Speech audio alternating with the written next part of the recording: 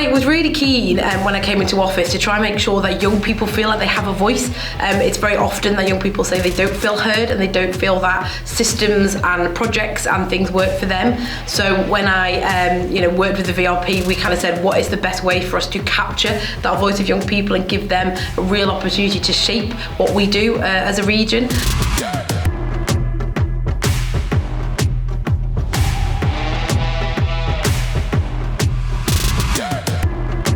Yeah, and we're holding these Hope Hacks like throughout the country. So the focus of this day really is not on the problems, it's on the solutions. So we really want to hear about what are young people's hope for the future and how they can change. They were just trying to say like how to make Liverpool a better environment for people like young people and adults. I just want to be listened to today. I want people to take back the advice that we say. I want people to take note of what we say, and I just want, even if it's just one small change, I hope that we do change something today, and even if it is just a little bit, it starts something major. I hope it will achieve to make Liverpool a better place. Children are the future, and why shouldn't they be included in the decisions that we make today that are essentially going to change their lives? It's going to impact them the most. And I suppose it all comes back to this bin bag, which was really the tool that got me to do all of this, to go out litter picking, with a litter picker of course, not my bare hands, and pick up, wrappers, even try bagging up some fly tipping myself. And from this bin bag, I've managed to do all of this and start my career into activism. So what I want to leave you with today is that it doesn't matter how small the change might be, or at least what you think, the impact might be that you want to do, because you never know where it might take you from that little bit of work that you put in.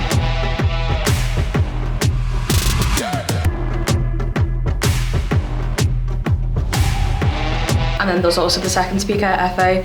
She was really uplifting, she was really energetic, she got everyone up and ready and going this morning, what today means to us really. I always start all my inspirational talks with a yeah.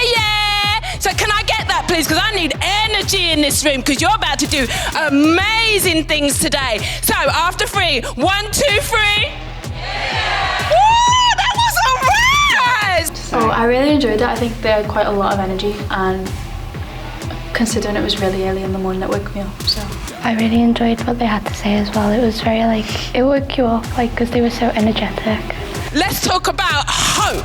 So when I got the call, Georgia called me, she said, girl, we're having a Hope Hack Day today. And I said, you don't have to tell me twice. I'm here because that is everything that I'm about. Having hope. Hope in a life, hope in yourself, hope in your community, and hope for the future. I'm hoping it kind of shows that the young people's voice is something that isn't heard a lot, and so it sort of needs to be heard a lot more, because although we are young people of society, we do have great views, and considering we're the ones going through society, surely we should have such a good opinion on it. The collective idea is kind of like connecting youth to government, but also looking at what's wrong with our societies and kind of handing the mic over to the youth. Because a lot of people don't know who to talk to and where they can go for that help for them or their family, which will help loads of people across St Helens or Liverpool and everything. So B means to exist. There are no easy answers. So when we say, when we leave school, I want to be a doctor, I want to be a mechanic, what you're really saying is I want to exist as a doctor, I want to exist as a mechanic. I know that's very committed to that endeavour. It's not that young people are inexperienced, they just have a different experience. Being put together very good, and showing how you should not embrace stereotypes and stuff and racist comments. So we done safety and community, so we were just talking about how knife crime and stuff are really big for the environment, because there's a lot of people out there who do that.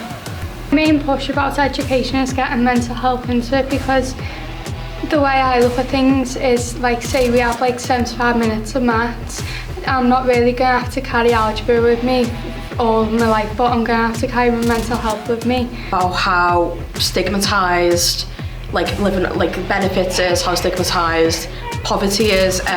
We discuss poverty as a whole, how poverty is not just necessarily money based, but how it's also poverty in happiness, poverty in everyday life. It's also important that young people feel like that they are being listened to, because right now young people are full of hope. It's been really good so far. I think the young people have had tons of ideas, lots of thoughts around how they could make their community better, but also talking about what they already love about their community, some of the positive stuff as well as ideas for change.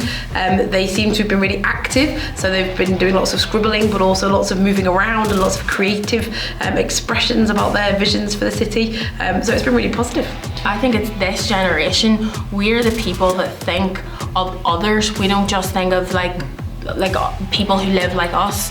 I feel like we're the most inclusive generation. Thank you, because I feel like I've been heard a lot today, and I've actually spoke out and had given people my opinion and heard other people's opinions, and that's kind of changed my opinion on things too. Thanks for organising everything. It's very it's a valuable experience.